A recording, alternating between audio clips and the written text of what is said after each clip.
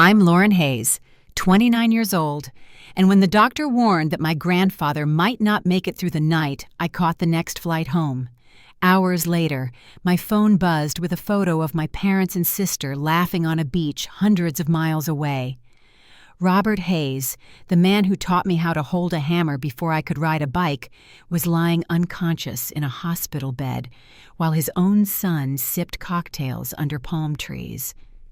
I walked into that cold room, the smell of disinfectant sharp in my nose, and saw the man who had been my anchor surrounded by tubes and machines. My fingers wrapped around his, and I whispered that I wasn't going anywhere. Before I go any further, let me know in the comments where you're listening from, and make sure to like and subscribe if you've ever felt like the only one willing to stand up for someone you love. I grew up in a house where work was steady, but affection was scarce. My father built his career in consulting, always chasing the next deal, while my mother kept the house running, and my younger sister, Allison, absorbed most of their attention. It was my grandfather who filled the empty spaces, the one who patched my scraped knees, taught me how to measure twice before cutting once, and brewed peppermint tea whenever life felt too heavy. He didn't have much money, but he carried an endless patience that made me feel like I belonged somewhere in a family that often overlooked me. Those early years shaped me. I watched my father climb ladders in pressed suits, while my grandfather sanded old wood with calloused hands, and I learned to value quiet integrity over polished appearances. By the time I moved to Dallas and built a career in interior design, I knew that creating spaces wasn't just about color and furniture.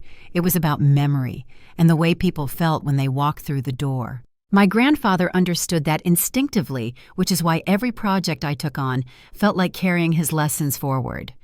But when the phone rang with news of his stroke, that foundation shook.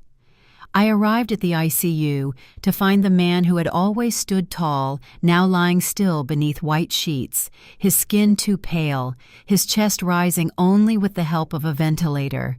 The sound of machines filled the silence, steady and unrelenting, while laughter from my family's vacation echoed faintly through the speaker of my phone. They had chosen palm trees over presents, and suddenly it was just me and him, a granddaughter holding vigil, while the rest of the family pretended nothing was wrong.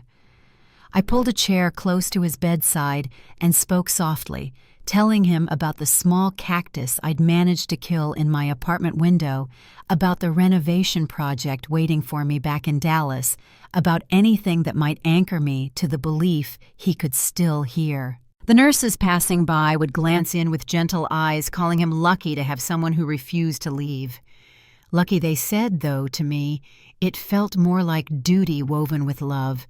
The days blurred together, marked only by the rhythm of medical checks and the steady hiss of oxygen. Each night I promised him aloud that he wasn't alone, that I would stay no matter how long it took. And while the world outside spun with summer heat and family snapshots from faraway beaches, I sank deeper into that small corner room, waiting for a sign that he was still there. I didn't know it then, but the sign I had been hoping for would arrive one morning in the smallest of ways, a shift so subtle it nearly escaped me, and yet strong enough to change everything that followed. The days in the hospital slipped into each other, long stretches of fluorescent light and the steady hum of machines. I sat in the same stiff chair by my grandfather's bed, my back aching, my neck sore, but I couldn't bring myself to move far. The world outside kept turning, yet my entire life seemed to shrink into that quiet corner room where Robert Hayes, the man who raised me, lay motionless. Each morning a nurse came in to check his vitals, offering a smile that felt both kind and rehearsed. She would note the readings, straighten the tubes, and remind me to rest when I could. I nodded, though we both knew I rarely left. At night, I would talk to him, telling him about my latest project back in Dallas, the summer heat pressing against my apartment windows, even the small things like forgetting to water a plant on my porch. It gave me something to say, and I hoped the sound of my voice might find its way through the haze he was trapped in.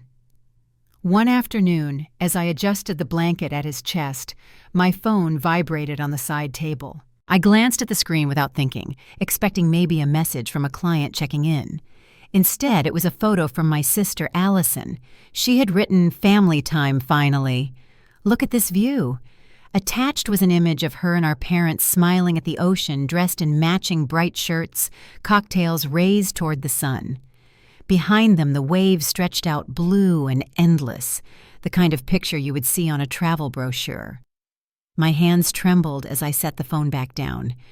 Just hours earlier, the doctor had told me my grandfather's blood pressure was unstable, that each day was uncertain. While I sat in a chair barely wide enough to lean against, they were grinning on a beach as if nothing else existed. I typed back quickly, telling Allison that he still hadn't woken up, that his condition had worsened, asking her to come back. The screen stayed blank.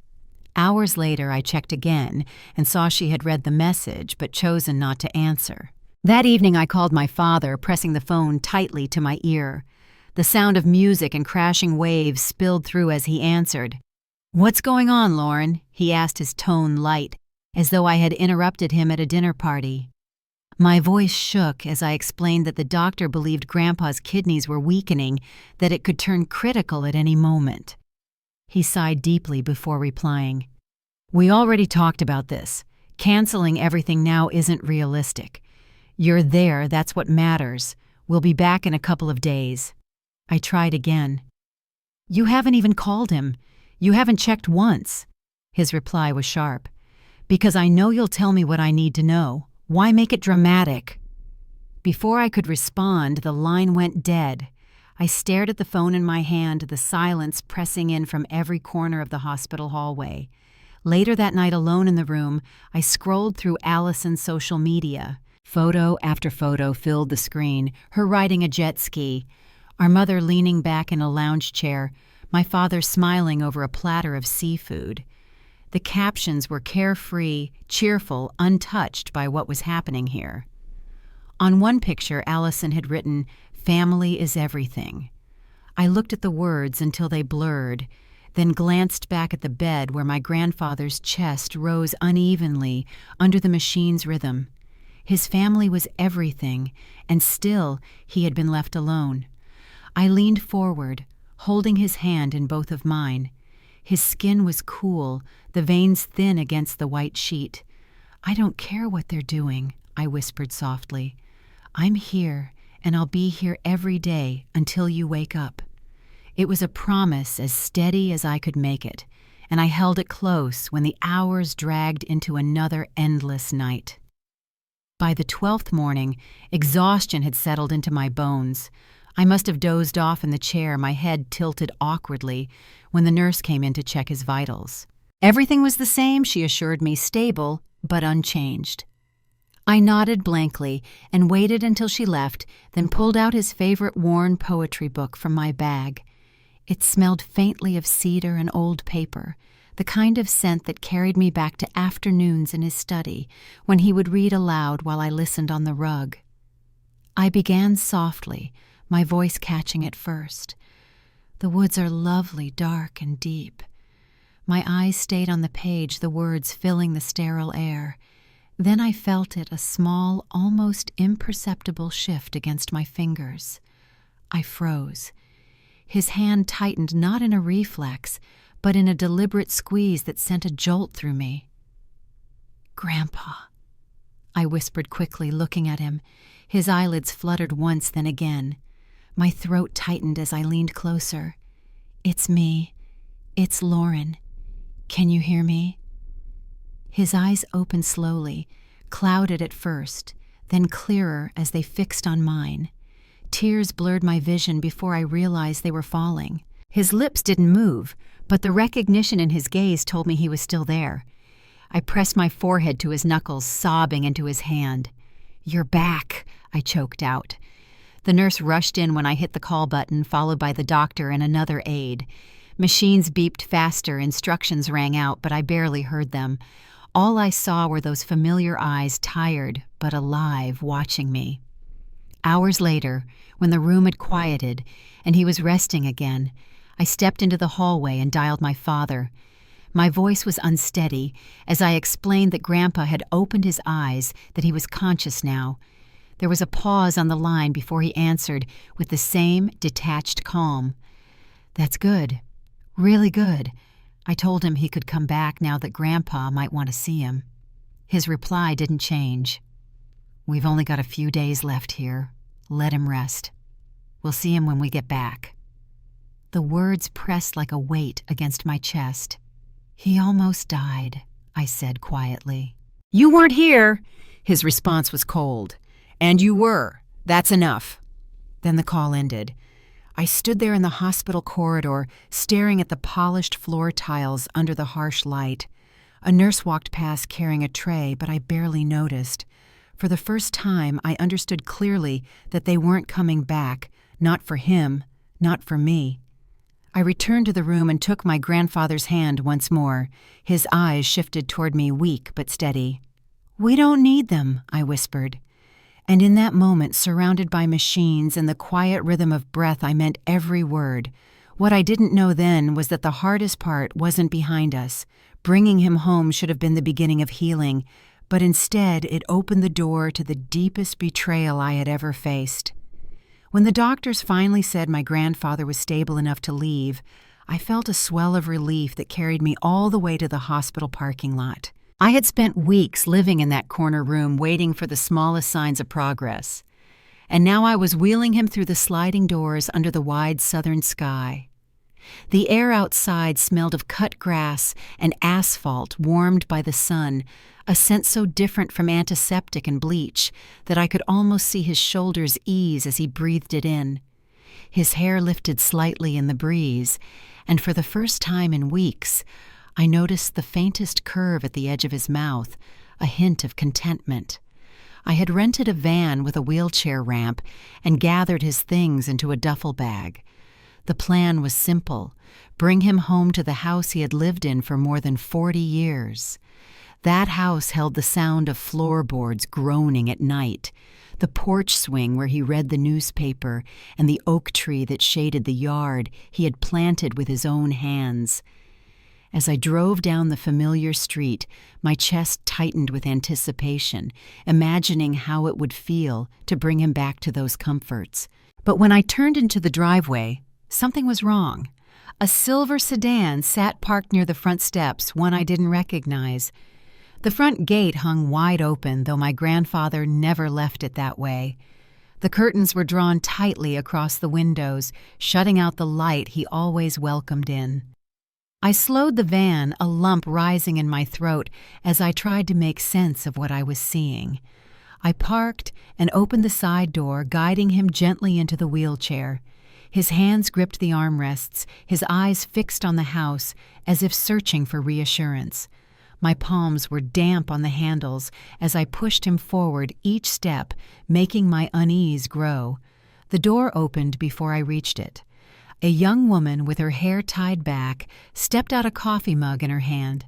She stopped when she saw a surprise flickering across her face. "Can I help you?" she asked politely, her voice cautious. I blinked, the words catching in my throat. "I'm Lauren Hayes," I said carefully. "This is Robert Hayes. This is his home." Her brows knitted together, and she turned back inside to call someone. A man maybe around my age appeared beside her, also holding a mug.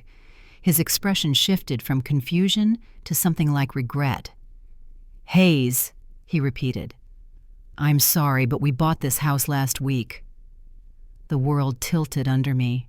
"No," I said softly, almost to myself. "That's not possible. Who sold it?" He disappeared briefly into the house and returned with a folder, extending it toward me. It was signed by a Mark Hayes. He said he had full authority. Everything checked out. My father's name. The folder shook in my hands as I stared at the papers, the signature written clearly at the bottom of the page. Behind me, I heard my grandfather's breath hitch. I looked down at him, and his eyes were glassy, his lips trembling. "My house," he whispered faintly. I crouched beside him, clutching his hand. I didn't know I murmured, my voice breaking. "Grandpa, I didn't know." The couple at the door exchanged uneasy glances. If we had known the woman began softly, we never would have. But I didn't hear the rest. All I could hear was the pounding of blood in my ears and the heavy thud of betrayal settling in my chest. The garden was gone, replaced with fresh mulch. The porch had been painted over its chipped wood and peeling edges erased under a clean new coat. The wind chimes that had hung outside the front door were missing. It felt as though years of memories had been scrubbed away in a matter of days. I helped him back into the van, his silence more painful than anything I could have imagined. His gaze never left the house as I closed the door, but he didn't speak. We drove to a small hotel a few miles away, one with wide doors and a ground-floor room I hoped would be easier for him. He stared out the window the entire time, his reflection pale in the glass. That night he lay in bed without a word, his eyes fixed on the dark beyond the curtains. I sat at the small desk, my fists clenched in my lap, my heart burning with anger. He had sold the house. While Grandpa lay in an ICU, unable to speak or fight for himself, my father had signed away the only place that had ever been ours. I opened my laptop and pulled up the digital copy of the property transfer the couple had shown me. His signature was there beside a scanned power of attorney form dated 2 years earlier. I remembered when he had mentioned it back then, calling it a precaution for medical matters. I had never imagined it gave him full control not only of healthcare decisions, but of every financial and property matter as well. Scrolling through the documents, I saw the sale price. My stomach dropped.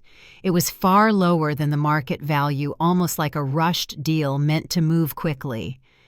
I pressed my hands against my temples, trying to steady the fury rushing through me. This wasn't just a careless decision.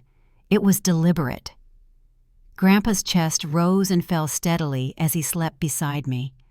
I whispered into the quiet, promising him that this wasn't over. I would find out everything. I would make him answer for it. That night I didn't sleep. The glow of the laptop lit the room while I gathered every piece of information I could find. With each document and every detail, the truth came into sharper focus. My father had used his position of trust to take what wasn't his. He hadn't thought we would notice, or maybe he believed no one would fight back. I closed the laptop just before dawn, the first thin light breaking through the edges of the curtain. My grandfather stirred slightly, opening his eyes for a moment to glance at me. "We'll fix this," I told him quietly, squeezing his hand. He didn't reply, but his fingers tightened around mine. What I didn't realize yet was how tangled the trail would be and how much strength it would take to untangle every lie. But in that moment, with the sun rising over a borrowed hotel room, I knew one thing with absolute certainty. I wasn't going to let it end here. The morning after we left the house behind, I dropped my grandfather off at a small care center near the hotel. The staff there had kind eyes and spoke gently, assuring me they could look after him while I ran errands. I kissed his forehead before leaving, promising I'd be back before dinner. Then I drove straight to the law office that had handled nearly every Hayes document for as long as I could remember. The building was a 2-story brick structure tucked between a bakery and an insurance agency, its sign polished but worn at the edges. Inside, the cool air smelled faintly of coffee and paper. Helen Brooks, one of the firm's senior partners, had known my grandfather since before I was born. She greeted me with a steady hand on my shoulder and a folder already waiting on her desk. "I was afraid you'd come to me this way," she said quietly, sliding the papers across the polished wood. "This is the original power of attorney your grandfather signed." I opened the file, my eyes moving over his shaky signature. The box for full financial and property authority had been checked. Helen explained that she had urged him not to grant such sweeping control, but he had trusted his son. It's Mark, he had told her. He wouldn't misuse it. Turning to the last page, I read the numbers aloud. 295,000. Helen nodded. That's almost 150 below market value. Her mouth pressed into a line. Cash buyer, quick close. Almost no inspection period. I stared at the page until the numbers blurred. Where did the money go? Helen handed me another sheet. Straight into your father's personal account. Not a trust, not even a joint account, just him. The words hit like a blow. My father had emptied the house into his pocket while his own father lay unconscious in a hospital bed. I took a slow breath. What can I do? Her gaze was steady. The power of attorney makes the sale legal on the surface, but if we can prove abuse of fiduciary duty, especially given your grandfather's condition, you may have a case. I nodded. Then, we fight. That night in the hotel room, after settling my grandfather in bed, I opened my laptop again. With Helen's help, I drafted a demand letter. It outlined the sale, the undervaluation, the funds routed to a private account, and the abuse of authority. The letter demanded full repayment plus compensation for the loss in value. We gave him 10 days to respond before filing suit. I read it twice, then pressed send. The reply came sooner than expected. I was helping my grandfather sip water at the care center when my phone rang.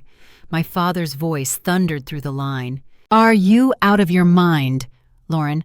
A lawsuit against your own father over a house. I stepped outside the evening air, heavy with cicadas. No, I answered evenly. Over a betrayal. He snapped. Everything I did was legal. That house was falling apart. It was better for everyone. For everyone, or just you? I asked, my voice low. There was silence. Then he growled, You think I pocketed the money? You think I'm a thief? I don't think, I said. I have records. I have witnesses, even a notary who remembers you pushing the paperwork through. His tone turned ice cold. Then sue me, but don't call me your father again. The line went dead. I stood outside under the fading sky, the phone still pressed to my ear long after the call ended. The sounds of the evening blurred around me, the buzzing insects, a passing car, the faint laughter of children on a nearby porch. The next morning my mother called. Her voice trembled, but not with sadness. Why are you doing this, Lauren? You're tearing this family apart. No, I said calmly. I'm trying to protect Grandpa. I'm fixing what never should have happened. It's just a house, she whispered. It was his life, I replied, and he didn't get to say goodbye to it. That afternoon, a text from Allison appeared on my screen. You're seriously embarrassing us. If you're mad at Dad, fine. But dragging him to court? That's low. I didn't answer. They had chosen their side. When I returned to the care center, my grandfather was sitting by the window, his face pale but alert. I sat beside him and took his hand, my voice quiet. I may have to fight this alone. They've all turned their backs. His fingers curled around mine, weak but certain. You're not alone, he said. His words were few, but they were enough. That night, back at the hotel, I spread the documents across the desk and studied them under the lamplight. Bank transfers, notarized statements, property records, each one a piece of a puzzle that revealed my father's choices in plain ink. My chest ached, but the ache carried a strange clarity. I realized that this wasn't only about a house. It was about dignity, about protecting the man who had raised me when others were too busy about ensuring his years of work and sacrifice weren't erased for someone else's gain. The court date would come soon. I didn't know what the outcome would be, but I knew one thing with certainty. I was done keeping silent. And as the days ticked down, I began preparing for a confrontation that would test every ounce of strength I had left. The courthouse in Springfield stood tall, with ivy creeping along its brick walls, its steps worn smooth by decades of feet passing over them. I arrived early that morning wearing a navy suit and pulling my hair back tight, determined to show nothing but focus. Helen walked beside me, a leather folder in her hands filled with every document we had gathered. The sale contracts, the bank transfers, the notarized statement, and the original power of attorney. Her presence steadied me as we climbed the steps together. Inside, the echo of shoes against marble filled the long corridor. My father was already seated at the defendant's table when we entered. He wore a pressed gray blazer, his posture upright, his expression unreadable. My mother and Allison sat just behind him, their eyes fixed anywhere but on me. I took my seat, my heart heavy but resolute, and waited as Robert was wheeled in by a nurse. He looked frail in the oversized chair, but when his eyes met mine, he gave the smallest nod. That alone gave me strength. When Judge Marcia Renner entered the room, fell into silence. Her voice was firm, yet even as she called the case. Helen rose first, introducing the matter clearly. This was not about a sale made in good faith, but about a son who had exploited his father's trust. She laid out the facts one by one, each piece of evidence placed carefully before the court. The undervalued sale price, the personal account where the money had landed the power of attorney, signed under pressure while Robert's health was already declining. When it was my turn to speak, I rose slowly, clutching the edge of the table for balance. My voice shook at the start, but steadied as the words came. I described the nights in the hospital sitting beside Robert while he lay unconscious, the photos from the beach, the silence from the rest of my family. I told the judge how I had brought him home only to find strangers living in his house, how his face had fallen when he realized what had been taken. My father's eyes never met mine. His attorney, a polished man named Brennan, countered with practiced confidence. He argued that the sale was within my father's rights, that it had been done to ensure Robert's long-term care, that the funds were intended for stability. He spoke as though my father had sacrificed painting the sale as an act of foresight and love. Then the notary, Mr. Delaney, was called. He described the day the power of attorney was signed. He recalled Robert looking tired, asking questions, but my father brushing them aside with "Dad trusts me."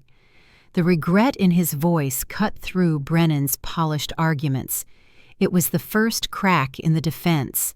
The final blow came when Helen produced the bank statement.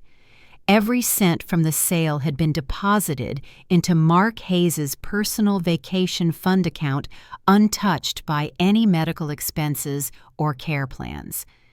The courtroom was quiet as the judge reviewed the pages, her eyes moving slowly across the numbers. When the hearing concluded, Judge Renner spoke calmly. "I will issue a ruling in 2 weeks." Then she adjourned, leaving the room in heavy silence. I walked outside with Robert at my side, the spring air thick with humidity. My mother and Allison passed by without a glance, but for a moment Allison paused. She looked at me and whispered, "Was it worth it?" I didn't answer, but Robert did. His voice was soft, almost frail, yet certain. "Yes." We returned to the hotel, the documents stacked neatly in my bag, waiting for the decision. The 2 weeks ahead stretched long and uncertain, but for the first time I felt the tide shifting. The truth had been spoken, and it was out of my hands now. I didn't know then exactly what the ruling would bring, but I knew the fight wasn't finished. The weight of years of trust and betrayal now rested in the balance, and we were waiting for judgment. The 2 weeks that followed stretched endlessly. Each day, I tried to keep life steady for my grandfather in the hotel room, reading aloud from the newspaper or helping him with small exercises the therapist recommended. At night, I sat at the small desk, the glow of my laptop casting pale light over stacks of documents, replaying the hearing again and again in my mind. Helen checked in regularly, reminding me that we had built a solid case, but the waiting pressed down heavy all the same. When the call finally came, we were sitting side by side near the window. The voice of Judge Renner carried through the speakerphone, calm but firm. She explained that while the power of attorney was legally valid, the way my father had acted under it, selling the home during my grandfather's incapacitation and routing the proceeds to a personal account, was a clear breach of duty. The ruling required full repayment of the $295,000 restitution for the undervaluation revocation of his authority and a written statement acknowledging his misuse of power. I looked at Robert, his eyes clear, though wet with quiet tears. "I never thought anyone would fight for me," he whispered. My throat tightened. "You fought for me first," I said softly. "I'm just returning the favor." With the restitution secured, I began searching for a place we could call our own. We found a small cottage just outside Springfield, modest, but filled with light. The first time Robert rolled through the door, he paused to breathe in the scent of fresh paint, mixed with the faint perfume of roses from the yard. It wasn't the old house, but it carried a kind of hope. I placed his armchair by the front window and hung wind chimes near the porch. Every morning I brewed peppermint tea the same way he had when I was little. Slowly his steps grew steadier with a cane, and sometimes he even laughed again. One evening as I was trimming the rose bushes out back, I heard the creak of the front gate. My mother and Allison stood there, holding a small box tied with a gold ribbon. Store-bought cookies, neat and untouched. Their faces were stiff with hesitation. My mother cleared her throat. "Can we see him?" she asked. I let them inside. Robert was working on a crossword at the kitchen table, his glasses low on his nose. He looked up when they entered, his expression calm but unreadable. He didn't scold or raise his voice. He simply said, "I'm not angry. I'm awake now." The silence that followed filled the room more heavily than shouting ever could. They stayed only a short while, then left without another word. That night, Robert sat by the window watching the wind stir the chimes. His voice was soft when he spoke. "We can't change what was taken, but we can choose how to live with what's left." I nodded, his words carrying the weight of both loss and resilience. The days that followed were quieter. Our lives settled into a rhythm that felt almost ordinary morning tea, gentle walks to the garden, evenings spent reading in the glow of a lamp. The storm of betrayal in courtrooms still lingered in memory, but here in this small cottage, peace had begun to grow roots. What I didn't realize yet was how quickly the past can return, even when you think you've left it behind. And soon, another knock at the door would remind me that family ties rarely dissolve cleanly. The weeks after the ruling carried a new rhythm. Robert and I settled into the cottage, slowly carving out a sense of home where silence no longer felt heavy but restful. He spent mornings at the kitchen table, pencil in hand over a crossword, while I worked on design sketches by the window. The air held the scent of roses from the garden, and the sound of the wind chimes carried through the rooms like a reminder of what we had reclaimed. But beneath that quiet, I knew the fracture in our family had not mended. My father had not reached out, and the statement he was ordered to file with the county came folded inside a plain envelope with no return address. The words were brief, his admission written in the stiff language of legal obligation. My mother's visit had been cautious, my sister's expression unreadable, yet neither had returned since that afternoon. One evening, as the sun dipped behind the trees, Robert and I sat on the porch sipping tea. He leaned on his cane, his eyes following a bird that had perched on the garden fence. After a long silence, he said, "I never thought it would be strangers who carried me out of my own house." His words hung in the air, heavy with memory. I reached for his hand. "It's different now," I told him. "This is ours." The following week, I received a letter delivered by courier. Inside was a single sheet from my father's attorney. The language was clipped, informing me that all court-ordered payments had been completed, that the matter was considered closed. No signature from my father, no personal note, just a transaction finished. I folded the paper carefully and set it aside. That evening, Robert asked what it was. I told him the truth in simple words. He nodded, his face calm. "Then we don't owe them any more of us," he said quietly. His strength in that moment steadied me more than anything else. Life in the cottage moved forward. I repainted the living room in soft cream, and Robert insisted on planting tomatoes along the back fence. His hands shook with the effort of pressing the seedlings into the soil, but he smiled as he worked the sun warming his shoulders. Watching him, I realized we were building not just a house, but a space where betrayal no longer defined us. One evening in late summer, a knock came at the door. Allison stood there alone, her hair pulled back, her eyes tired. She held nothing in her hands, this time no cookies or gifts. "Can I talk to you?" she asked softly. We sat at the table while Robert remained in the next room, his pencils scratching faintly across his crossword. Allison looked down at her hands before speaking. I didn't know what Dad was doing. I should have asked more questions, but I didn't. I wanted to believe him. Her voice cracked. "I'm sorry, Lauren." I studied her face, searching for the sister I had grown up with. For the first time in months, I saw no defensiveness, only honesty. It hurt, I admitted. "You left me alone when I needed you." She nodded, tears sliding down her cheeks.